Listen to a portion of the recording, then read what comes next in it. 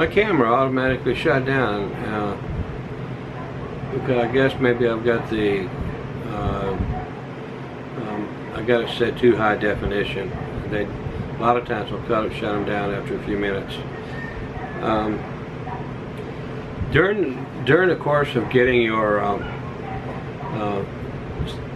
exit clearance certificate, or ECC for short, they may politely suggest, like what happened to me with Rose, the girl that was processing my paperwork.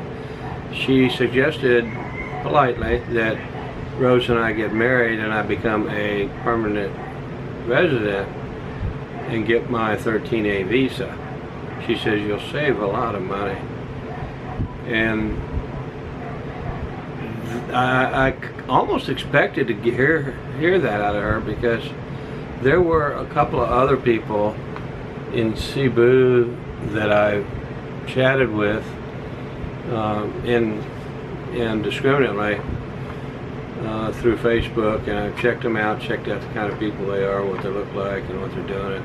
Very fine citizens. I mean, well dressed, wonderful wives, new houses here in the Philippines, and or girlfriends, not married. But they received some pretty harsh treatment when they got there. They came back into the country after their last visa run. Said about not being a permanent visa. I'm not going to go into all the details. I'm not here to criticize the Philippines and how they do things. I'm just saying, just be careful and be ready that they may ask you that. This lady was nice. I says, well, I'm just not quite ready for marriage yet, and neither is Rose, so we're doing the best we can. We've got a couple of kids and we're real busy, and just kind of let it go. I didn't go any further with it. And some of the other guys says, oh, we're fixing to do that, so okay, thank you. So expect it if you're going to be doing a visa run. Apparently there's a little bit of a pressure from Manila that they want more 13A permanent resident visas here than just tourist visas. Although it's not a law, but they are suggesting it a lot more, and some take it a little harder and a little further than they should. You got those SRRV visas, they're $15,000 if you're a veteran, which I'm not, and they go up to $50,000. Yeah, those are not pesos, these are hard dollars. So they want you to deposit that money into the bank, as in the savings somewhere, one of the banks, and you can borrow on it on a condo, against it on a condo, but they don't want you here on one of those kind of visas unless you spend a lot of money. So we'll have to wait and see how that shapes up in the next year or so, a few years. Another thing, I'm taking Rose to Hong Kong with me. I've I'm got my leg problems and everything, and difficulty breathing, so she's going to go with me to push the wheelchairs for me, because Manila's a big airport. Bacola's not too big, but Manila's big, and Hong Kong is a city. It's literally a city there. They've got 4, 5, 6, 7-Eleven stores. It covers 2 islands that have been welded together. They literally welded these 2 islands together and filled them up, and then made 1 island out of 2. And it's just so super gigantic. I made a lot of videos when I was there last time, so I'm kind of anxious to see what it looks like now. And I'm trying to get some photographs of the riots. There's been a lot of riots, as you know. But when you take your Filipina out of the country, and you go, and she's never been out of the country before, and this also goes for a man, but she has her visa, her passport. That's a visa-free country for Filipinos. It's Hong Kong, and I think Korea, South Korea, Vietnam. All those countries I think are visa-free, so they can go there without a visa problem. But if it's their first time out of the country, then they have to have a visa, or they have to get approval from immigration. You have to go through immigration check at the airport, interviews. That's what a word I needed, was interview. And so they have to see that she's going to be legitimate, and I'm legit. I mean, even for legitimate reasons as well as myself. We're only going to be gone for one night, and I've got everything documented for that. So I don't see a problem unless they're there to just to give you a problem, which I don't foresee. I've always had great luck with with immigration, and never had a problem, really, ever. But what I did make for them, somebody suggested it to me just off the whim over at Pizza Bill's a while back, and I'm not going to hold it up too long because this is a lot of private information on here, but I just drafted up a letter of invitation, and you can get this. You can go to Google. You can go to Google and print up a letter, or get a sample form, sample letter. Any guy's ever done anything in WordPerfect or Word for Windows, or done any kind of letter writing, you found they don't give you the form, but you take a look at what somebody else has written that works and suggested, and then you just put all the information, like the first part, the body of the letter. You want all your business name, who you are, your passport numbers, your ACR numbers, where you live, your address, your phone numbers, and then the next line they want, what is your purpose and what is your relationship to this lady, and then you include all of her information, and then the next one is our itinerary, what is our schedule, and they want it down to the hour almost. And I said medical reason for request, all in caps, and it's to help me and assist me in the airports in the wheelchair. Pretty simple, and a full signature on it. And then in addition to that, I've got all of her photographs copied out of her passport, and I did the same thing out of my passport, and all that, and that's all my copies of my driver's license and the ACR card. So I've got all that to give them. And then the last thing is I've got tickets, airline tickets for them, and I've got the itinerary in here as well, so they can see when we're flying in and when we're flying out. And then I've got a copy of the receipt on the back page showing how much, that I paid the bill and what the costs were on it. And this is kind of a strict and critical interview, and so you always want to make sure you pass. And so what I've also done is I'm over documented, which I don't think is a bad thing at all. But I got copies of our lease, our home lease. We got 2 years with that. We're still here. We've got photographs of her and I together going back 2.5 years. And we have them on both of our phones. And your phones are good in this respect. They will automatically date them so they can see how far you go back. And then she's got a general power of attorney I've given her, all done up and signed and sealed with not a kiss, but a stamp from an attorney and a judge.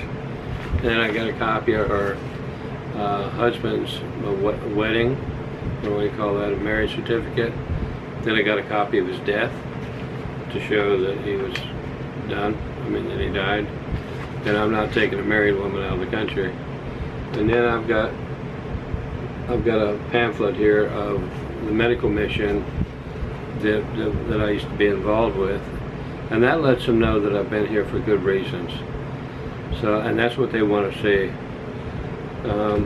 I've got that also from other people. So let me go back to my little list here. There's so many papers out here, it's hard to keep up with it. Okay. I think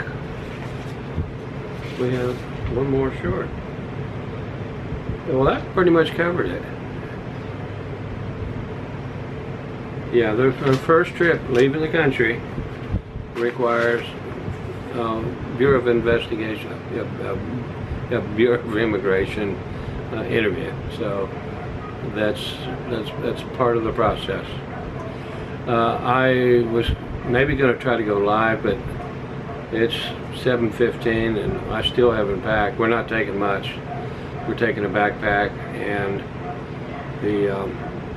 and a couple of clothes and toothbrush and phone chargers, battery chargers.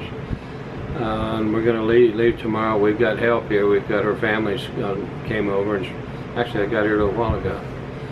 But they're here, and so they're going to watch the house for us again and help with the children, get them both to school, and make sure we get home okay. With the oldest one now, I put him on a jeepney every day, and he goes and comes on a tricycle, not a jeepney. But he's pretty responsible, and we can count on him going and coming back. The little one, I have to take him over there, and which is fine. I took him to school today, and then I had to go to airport to find out. I don't think I mentioned that, but I had to go to find out about my tickets, airplane tickets, because they didn't give me a boarding pass. They gave her one.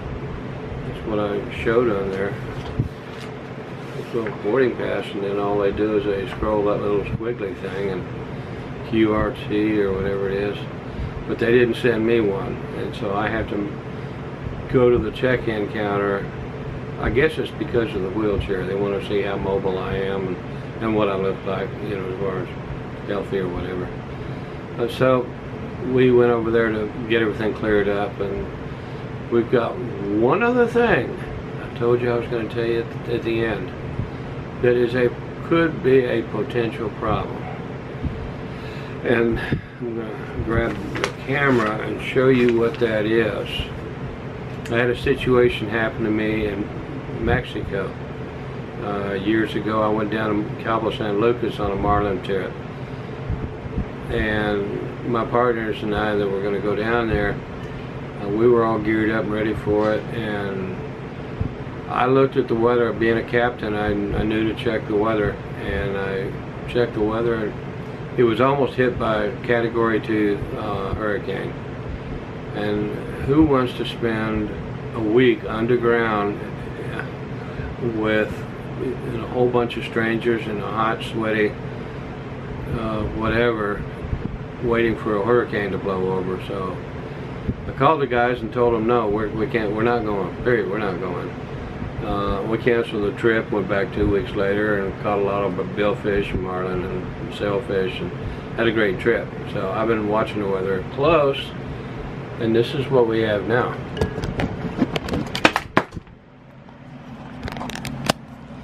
Hold my camera still here. There's the typhoon here. We are located about right here, and had it been a little lower, I'd really be concerned. They said they had no information on the storm, no warnings, no alerts, so it looks like we're going to be able to get out of here tomorrow, no problems. And that's what it looks like on another picture. This high pressure ridge has been keeping it in tame. It's kept it from building any further. I've been watching this for 3 days, and it was hung on by this other pressure area here, and it's kind of like they've been acting like a magnet and hold it in place. And we are over here where we live, and Manila is up here, so I think we're going to be okay. There's a lot of upper level clouds, high clouds and everything, but it doesn't look like it's too serious down low. But there is a lot of rain. You can see a lot of rain involved. It's dry today. We only had just a couple drops, nothing. So if we're boarded up, we fly out on time. we can get up here. We'll be leaving just as soon as it be coming in. So we should be okay.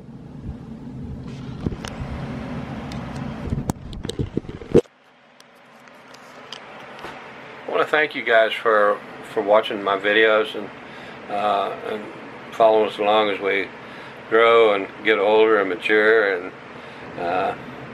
in our life. I'm kind of a different person than I was when I got here, running around on that stupid motorcycle, but I had a lot of fun and brought you guys a lot of videos over the years. Okay, well, thanks a lot, and I'll be taking the cameras. I have 2 or 3 cameras with us. I got those old ones that I used to use, and Rose will be shooting some videos with it. And what else? I don't know. I bought a cheap phone and gave her my good phone, because you know how it goes. And I tried to do a YouTube live on it, and it didn't do very well. It's one of the lower end. It's a J2 Samsung, so if I can do a live, I will kind of show you. And I'm also going to try to get in there and look at the type protesters. And I'm not going to leave the airport, but the protesters did a lot of damage at the airport. It was probably shut down.